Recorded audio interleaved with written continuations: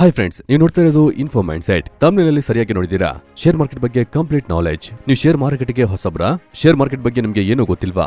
ಇವತ್ತು ಬಿಗ್ನರ್ಸ್ಗೆ share market ಬಗ್ಗೆ ಇಂಟ್ರೆಸ್ಟಿಂಗ್ ವಿಷಯಗಳ ಬಗ್ಗೆ ನಾನು ಹೇಳ್ತಾ ಇದ್ದೀನಿ. ಇದನ್ನ ಅರ್ಥ ಮಾಡ್ಕೊಂಡ್ರೆ ದೊಡ್ಡ ಇನ್ವೆಸ್ಟರ್ ಅನ್ನ ನೀವು ಬೀಟ್ ಮಾಡ್ತೀರಾ. ನೀವು ಶೇರ್ ಮಾರ್ಕೆಟಿಯಲ್ಲಿ ಸಕ್ಸಸ್ ಆಗೋದಕ್ಕೆ ಚಾನ್ಸಸ್ ತುಂಬಾ ಜಾಸ್ತಿ ಆಗುತ್ತೆ, ಲಾಸಸ್ ಕಮ್ಮಿ ಆಗುತ್ತೆ. ಈ ವಿಡಿಯೋ ನಿಮ್ಮ ಲೈಫ್ ನ ಬೆಸ್ಟ್ 10 ಮಿನಿಟ್ ಆಗಿರುತ್ತೆ, ಫುಲ್ ಜ್ಞಾನವಾಗಿರುತ್ತೆ. ನೆನ್ಪಿದ್ಯಾ 13 ವರ್ಷ ಸಣ್ಣ ಹುಡುಗ, ಕಾಗೆ ನರಿ ಅಜ್ಜಿ ಕತೆ ಅಂತ ಎಲ್ರೂ ಓದ್ತಾ ಇರ್ಬೇಕಾದ್ರೆ ಆವಾಗ ಈ ಹುಡುಗ ಕಂಪನಿಯ ಬ್ಯಾಲೆನ್ಸ್ ಶೀಟ್ ನ ಓದ್ತಾ ಇದ್ದ. ಅವ್ರ ಹೆಸರೇ ವಾರನ್ ಬಫೆಟ್. ಎಲ್ಲಾ ದುಡ್ಡನ್ನ ಶೇರ್ ಮಾರ್ಕೆಟ್ ಅಲ್ಲಿ ಇನ್ವೆಸ್ಟ್ ಮಾಡಿ ಸಂಪಾದನೆ ಮಾಡಿದ್ರು. ಆದ್ರೆ ಅದು ಹೇಗೆ?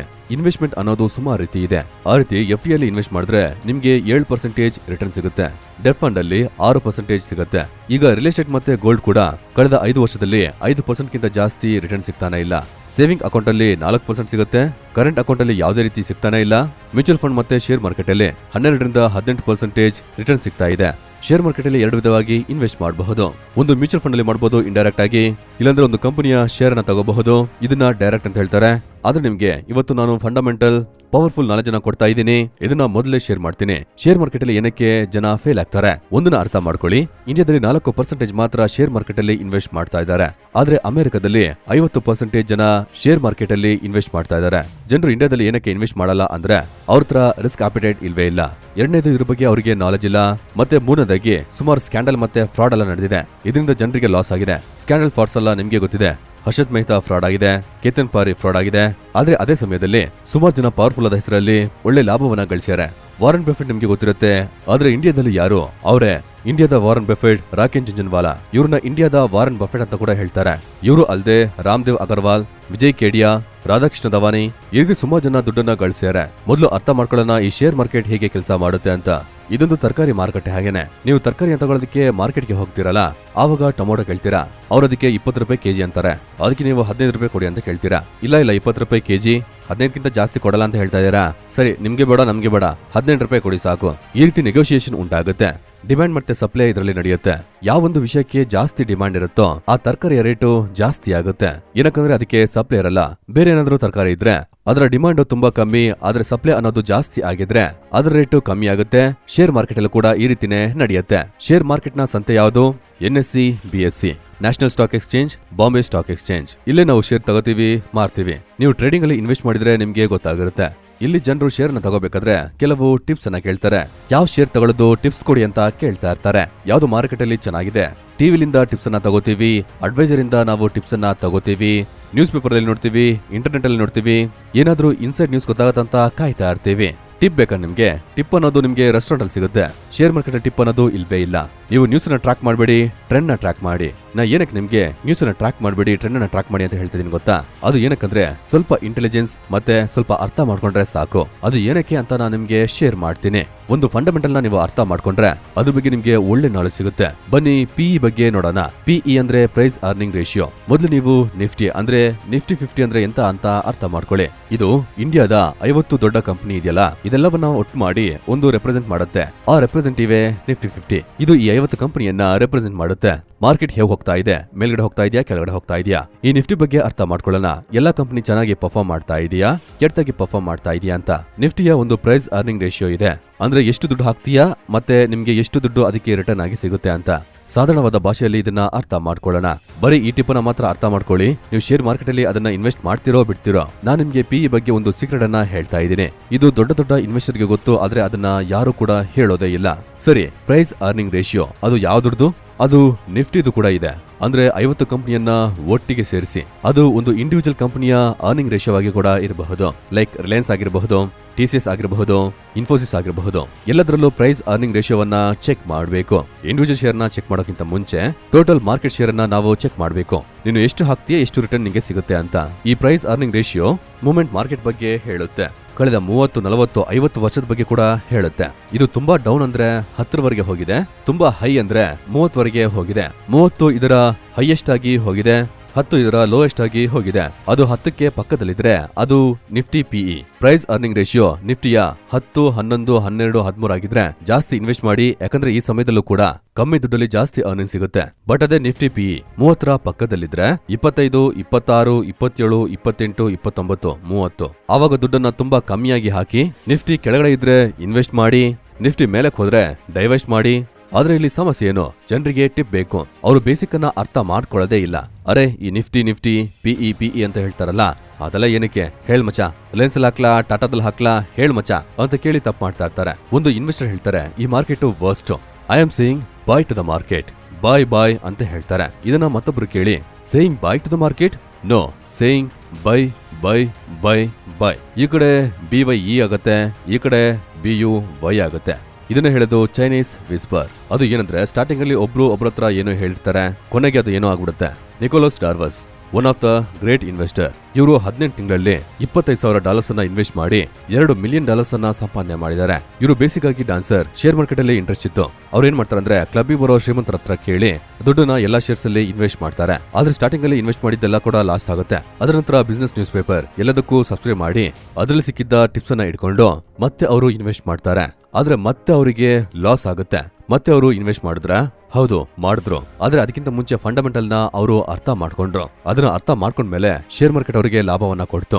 ಒಂದನ್ನ ಅರ್ಥ ಮಾಡ್ಕೋಬೇಕು, ಶೇರ್ ಮಾರ್ಕೆಟ್ ಅಥವಾ ಏನಾಗಿದ್ರು ಕೂಡ ಅದ್ರ ಬಗ್ಗೆ ಬೇಸಿಕ್ ನಾಲೆಜ್ ಅನ್ನೋದು ಬೇಕಾಗುತ್ತೆ. ಜನರು ಈಸಿಯಾಗಿ ದುಡ್ಡು ಮಾಡಬೇಕು ಅಂತ ಅನ್ಕೋತಾರೆ. ನಿಕೋಲಸ್ ಡಾರ್ವಸ್ ಕೇಸ್ ಬಗ್ಗೆ ಇನ್ಫಾರ್ಮೇಶನ್ ಬೇಕಂದ್ರೂ ಕೂಡ ನೀವು ಕಮೆಂಟ್ ಬಾಕ್ಸ್ ಅಲ್ಲಿ ನಂಗೆ ಹೇಳಬಹುದು.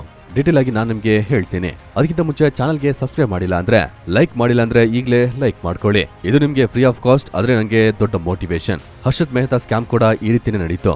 ಆವಾಗ ACC ಸಿಮೆಂಟ್ ಮಾರ್ಕೆಟ್ ಅಲ್ಲಿ ಇತ್ತು, ಅದರ ಶೇರ್ ವ್ಯಾಲ್ಯೂ $200. ಇವರು ಏನ್ ಮಾಡ್ತಾರಂದ್ರೆ ಆರ್ಟಿಫಿಷಿಯಲ್ ಬೈಯಿಂಗ್ ಮಾಡ್ತಾರೆ.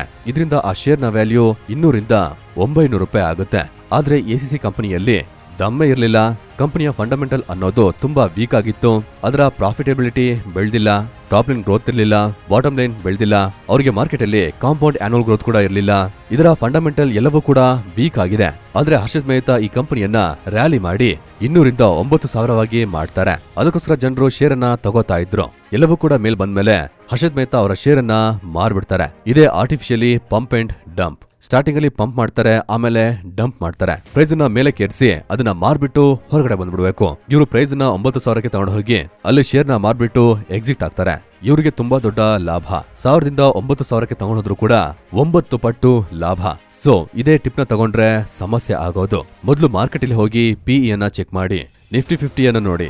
10, 11, 12, 13 ಬಂದ್ರೆ ಇನ್ವೆಸ್ಟ್ ಮಾಡೋದಕ್ಕೆ ಬೆಸ್ಟ್ ಟೈಮ್. ಪ್ರೈಸ್ ಅರ್ನಿಂಗ್ ರೇಷಿಯೋವನ್ನ ಫಾರ್ಮುಲಾದಲ್ಲಿ ಸಿಂಪಲ್ ಆಗಿ ನೀವು ಅರ್ಥ ಮಾಡ್ಕೋಬೇಕು.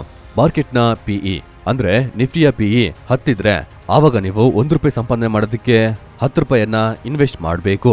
ಅದೇ PE 30 ಆಗಿದ್ರೆ ಆವಾಗ $1 ಸಂಪಾದನೆ ಮಾಡೋದಕ್ಕೆ $30 ಹಾಕಬೇಕು. $1 ಸಂಪಾದನೆ ಮಾಡೋದಕ್ಕೆ $10 ಹಾಕಬೇಕಾ ಅಥವಾ $30 ಹಾಕಿ $1 ಸಂಪಾದನೆ ಮಾಡ್ತೀರಾ? ಒಂದಲ್ಲ ನೀವು $10 ಹಾಕಿ $1 ದುಡಿತಾ ಇದ್ದೀರಾ, ಅದೇ ರೀತಿ $30 ಹಾಕಿ $1 ದುಡಿತಾ ಇದ್ದೀರಾ ಅನ್ಕೊಳ್ಳಿ. $10 ಹಾಕಿ $1 ಸಂಪಾದನೆ ಮಾಡಿದ್ರೆ 10% ರಿಟರ್ನ್ ಸಿಗುತ್ತೆ. $30 ಹಾಕಿ $1 ದುಡಿತಾ ಇದ್ದೀರಾ ಅಂದ್ರೆ 3.33% ನಿಮ್ಗೆ ರಿಟರ್ನ್ ಸಿಗ್ತಾ ಇದೆ. ನಿಮ್ಗೆ 3.33% ರಿಟರ್ನ್ ಬೇಕಂದ್ರೆ ಬೆಟರ್ ನೀವು FD ಅಲ್ಲೇ ಇಡ್ಬೋದು. ಅದು ಇಲ್ಲಾಂದ್ರೆ ಡೆಟ್ ಫಂಡು, ಕ್ಯಾಶ್ ಅಲ್ಲೇ ಇಟ್ಕೋಬಹುದು.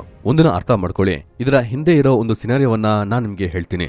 ಮಾರ್ಕೆಟ್ ಯಾವಾಗ ಚೆನ್ನಾಗಿ ಪರ್ಫಾರ್ಮ್ ಮಾಡ್ತೋ ಅದೇ ರೀತಿ ಮಾರ್ಕೆಟ್ ಯಾವಾಗ ಚೆನ್ನಾಗಿ ಪರ್ಫಾರ್ಮ್ ಮಾಡಿಲ್ವೋ ಆ ಸಮಯದಲ್ಲಿ PE ರೇಷಿಯೋ ಏನಿದೆ ಅಂತ ನೋಡಬೇಕು. ಈ ಡೇಟಾವನ್ನ ನೋಡಿದ್ರೆ ನಿಮ್ಗೆ ಎಲ್ಲವೂ ಅರ್ಥ ಆಗುತ್ತೆ. 1999 ನಲ್ಲಿ PE 12 ಆಗಿತ್ತು. ಆ ಸಮಯದಲ್ಲಿ ಒಂದೇ ವರ್ಷದಲ್ಲಿ 67.4% ರಿಟರ್ನ್ ಸಿಗ್ತಾ ಇತ್ತು. 2003 ಕೂಡ PE 11 ಆಗಿತ್ತು. ಒಂದು ವರ್ಷದಲ್ಲಿ 72% ರಿಟರ್ನ್ ಸಿಗ್ತಾ ಇತ್ತು. ನೆನಪಲ್ಲಿಟ್ಕೊಳ್ಳಿ, ಇದು 4-5% ಅಲ್ಲ. 2008 ಮಾರ್ಕೆಟ್ ಕ್ರಾಶ್ ನ ನಂತರ PE 10 ಆಗಿತ್ತು. ತುಂಬಾ ಕೆಳಗಡೆ ಇತ್ತು. ಆವಾಗ ಯಾರೆಲ್ಲ ದುಡ್ಡು ಹಾಕಿದ್ರು ಅವರೆಲ್ಲರೂ ಕೂಡ ಒಂದೇ ವರ್ಷದಲ್ಲಿ 76% ರಿಟರ್ನ್ ನೋಡ್ತಾರೆ. ಯಾವಾಗ PE ಎಲ್ಲ ಕಮ್ಮಿ ಆಗಿತ್ತು ಅಲ್ಟಿಮೇಟ್ಲಿ ರಿಟರ್ನ್ ಕೂಡ ಜಾಸ್ತಿ ಆಗ್ತಾ ಇತ್ತು. ಸೊ ಇವಾಗ ನೋಡೋಣ ಯಾವಾಗ PE ಎಲ್ಲ ಕಮ್ಮಿ ಆಗಿತ್ತು, ಯಾವಾಗೆಲ್ಲ ಅವರಿಗೆ ಲಾಸ್ ಆಯ್ತು ಅಂತ. ಫೆಬ್ರವರಿ 2000 ನಲ್ಲಿ PE 28 ಆಗಿತ್ತು. ಆವಾಗ ಜನರಿಗೆ -52% ರಿಟರ್ನ್ ಸಿಗ್ತಾ ಇತ್ತು.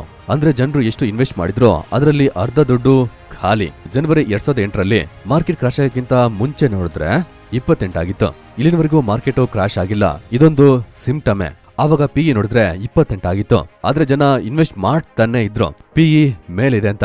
ಆವಾಗ ಇನ್ವೆಸ್ಟ್ ಅಥವಾ ಡೈವರ್ಸ್ ನೆನಪಲ್ಲಿಟ್ಕೊಳ್ಳಿ. ಈ ಸಮಯದಲ್ಲಿ -64% ಲಾಸ್ ಆಯ್ತು. ಆವಾಗ ಯಾರೆಲ್ಲ ದುಡ್ಡು ಹಾಕಿದ್ರು ಅವರ ದುಡ್ಡು ಅರ್ಧಕ್ಕಿಂತ ಕಮ್ಮಿ ಆಗತ್ತೆ.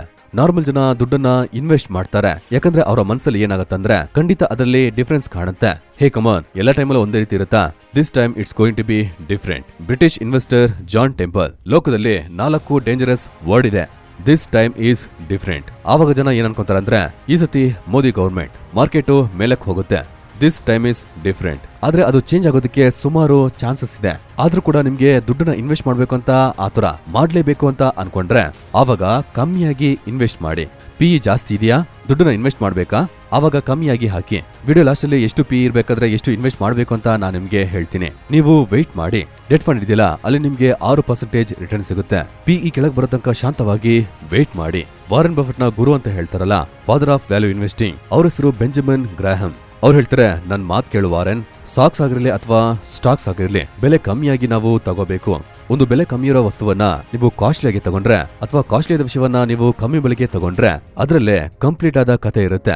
ವೇಟ್ ಮಾಡ್ತಾ ಇರಿ, ಟೈಮ್ ಅನ್ನೋದು ಕರೆಕ್ಟ್ ಆಗಿ ಬಂದೇ ಬರುತ್ತೆ. ಕಾಸ್ಟ್ಲಿ ಆಗಿರೋದು ಬೆಲೆ ಕಮ್ಮಿ ಆಗುತ್ತೆ. ಅದನ್ನ ಪ್ರೈಸ್ ಅರ್ನಿಂಗ್ ರೇಷಿಯೋ ಇಂದ ತಿಳ್ಕೋಬಹುದು. ಇದರಿಂದನೇ ವಾರನ್ ಬಫೆಟ್ ಹೇಳ್ತಾರೆ, ನನ್ನ 50% ವರ್ಕು ಸರ್ ಬೆಂಜಮಿನ್ ಗ್ರಾಹನ್ ರೀತಿ. ಸರಿ, ನಿಮ್ಮ ಬ್ರೋಕರ್, ನಿಮ್ಮ ಮ್ಯೂಚುವಲ್ ಫಂಡ್ ಅಡ್ವೈಸರ್, ನಿಮ್ಮ ಇಂಡಿಪೆಂಡೆಂಟ್ ಫೈನಾನ್ಷಿಯಲ್ ಅಡ್ವೈಸರ್ ಅವ್ರು ಏನಕ್ಕೆ ಈ ವಿಷಯವನ್ನ ನಿಮ್ಗೆ ಹೇಳ್ತಾನೆ ಇಲ್ಲ? ನಿಮ್ಮ ವೆಲ್ತ್ ಮ್ಯಾನೇಜರ್ ನಿಮ್ಗೆ ಈ ವಿಷಯವನ್ನ ಏನಕ್ಕೆ ಹೇಳ್ತಾ ಇಲ್ಲ? ಸೊ ಇದರ ಮುಖ್ಯವಾದ ಕಾರಣ ಏನಂತ ನೋಡೋಣ. ಯಾಕಂದ್ರೆ ಅವರು ಮತ್ತೆ ಮತ್ತೆ ನಿಮ್ಮನ್ನ ಇನ್ವೆಸ್ಟ್ ಮಾಡೋ ಹಾಗೆ ಮಾಡ್ಕೊಂಡ್ರೆ ಮಾತ್ರ ಅವರಿಗೆ ಕಮಿಷನ್ ಸಿಗುತ್ತೆ. ನೀವು ಮತ್ತೆ ಮತ್ತೆ ಇನ್ವೆಸ್ಟ್ ಮಾಡ್ತಾನೆ ಇರ್ತೀರಾ, ಅವರಿಗೆ ಕಮಿಷನ್ ಸಿಗ್ತಾನೆ ಇರುತ್ತೆ. ಈ ಕಮಿಷನ್ಗೋಸ್ಕರ ಅವರು ನಿಮ್ಗೆ ಏನ್ ಮಾಡ್ತಾ ಇದ್ದಾರೆ, ಟಿಪ್ ಅನ್ನ ಕೊಡ್ತಾರೆ. ಇಲ್ಲಿ ನಾವು ಒಂದು ಡಿಸ್ಕ್ಲೇಮರ್ ಅನ್ನ ಕೊಡೋದಕ್ಕೆ ಇಷ್ಟಪಡ್ತಾ ಇದ್ದೀನಿ. ಈ ವಿಡಿಯೋದಲ್ಲಿ ನಾನು ನಿಮ್ಗೆ ಶೇರ್ ಮಾಡಿದ ಎಲ್ಲಾ ಇನ್ಫಾರ್ಮೇಶನ್ ಎಜುಕೇಶನ್ ಪರ್ಪಸ್ಗೋಸ್ಕರ ಕೊಡ್ತಾ ಇದ್ದೀನಿ. ನೀವು ಯಾವುದೇ ರೀತಿ ಇನ್ವೆಸ್ಟ್ಮೆಂಟ್ ಮಾಡ್ಬೇಕು ಅಂತ ಅನ್ಕೊಂಡ್ರೆ ಅದಕ್ಕೋಸ್ಕರ ಚೆನ್ನಾಗಿ ರಿಸರ್ಚ್ ಮಾಡಿ ಪ್ರೊಫೈಲ್ ನ ಚೆಕ್ ಮಾಡ್ಕೊಳ್ಳಿ. ಅದು ತುಂಬಾ ಮುಖ್ಯ. Share market investment are subject to market risk. 2008ರಲ್ಲಿ ದೊಡ್ಡದಾಗಿ ಶೇರ್ ಮಾರ್ಕೆಟ್ ಲಾಸ್ ಆಗುತ್ತೆ.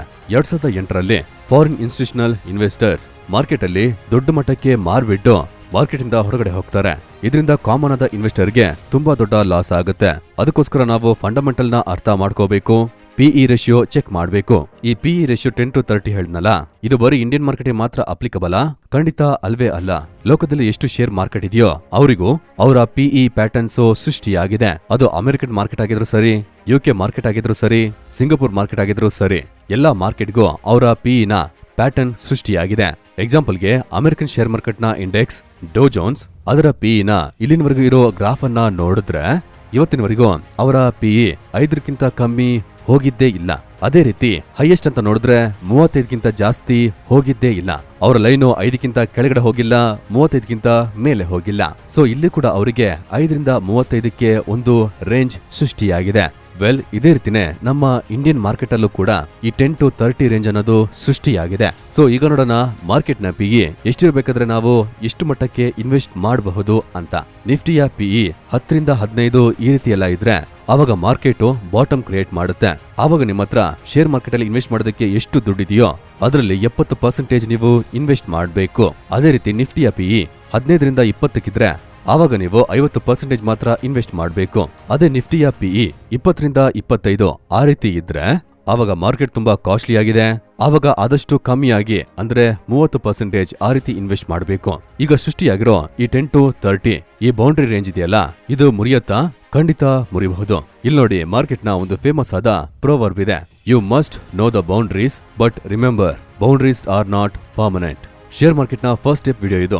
ಶೇರ್ ಮಾರ್ಕೆಟ್ ನ ಬಿಸ್ನೆಸ್ ಸೈಕಲ್ ಅಂದ್ರೆ ಏನು, ಗ್ರೋತ್ ಕನ್ಸಿಸ್ಟೆನ್ಸಿ ಹೇಗೆ ಟ್ರ್ಯಾಕ್ ಮಾಡಬೇಕು, ಲೀಡರ್ಗೂ ಮತ್ತು ಕಂಪನಿಗೆ ಯಾವ ರೀತಿ ರಿಲೇಶನ್ಶಿಪ್ ಇರಬೇಕು, ಓನರ್ಸ್ ಎಷ್ಟು ಸ್ಟೇಕ್ ಅನ್ನ ಹೋಲ್ಡ್ ಮಾಡಬೇಕು, ಕಂಪನಿಯ ನೆಟ್ ಪ್ರಾಫಿಟ್ ಅನ್ನ ಹೇಗೆ ಚೆಕ್ ಮಾಡಬೇಕು, ರಿಟರ್ನ್ ಆನ್ ಈಕ್ವಿಟಿ ಅಂದ್ರೆ ಏನು, ಈ ರೀತಿ ಸುಮಾರು ವಿಷಯಗಳು ಈ ವಿಡಿಯೋದಲ್ಲಿ ಹೇಗೆ ಸಿಂಪಲ್ ಆಗಿ ಹೇಳ್ತಾ ಇದೀನೋ ಅದೇ ರೀತಿ ಸಾಧಾರಣ ಭಾಷೆಯಲ್ಲಿ ನಾನು ನಿಮ್ಗೆ ಎಕ್ಸ್ಪ್ಲೇನ್ ಮಾಡ್ತೀನಿ. ಬಟ್ ಅದಕ್ಕೆ ಈ ವಿಡಿಯೋಗೆ 10,000 ಲೈಕ್ಸ್ ಬರಬೇಕು. ಎಸ್, ದೊಡ್ಡ ಟಾರ್ಗೆಟ್.